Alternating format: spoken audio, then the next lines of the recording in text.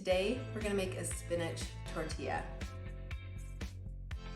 The great thing about this recipe is you basically only need 2 ingredients, and that's going to be spinach and eggs. Now, I like to put a lot of different things. I'll add different seasonings. Sometimes I'll add cilantro, chives, anything to switch things up, but I'm just gonna give you the basic recipe this time. We're gonna start with 3 ounces of spinach and 3 eggs.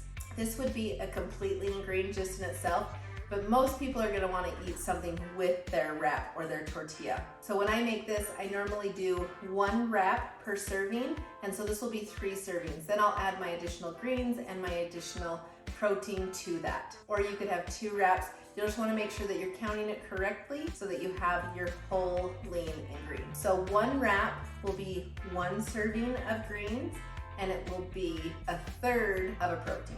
We're going to start by adding our 3 ounces of spinach.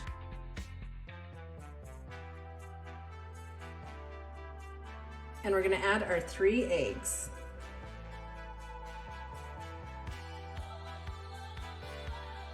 And we're just gonna blend that all up. You're going to divide that into 3 even portions, and then we're going to spray the pan really well. It's important that your pan is sprayed well. We're gonna cook this on medium to low heat, and we're just gonna add 1/3 of that mixture right in the pan. I'm gonna spread that.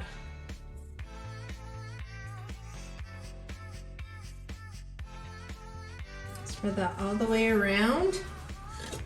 And then we're gonna cover that, and we're gonna cook that for about 2 minutes.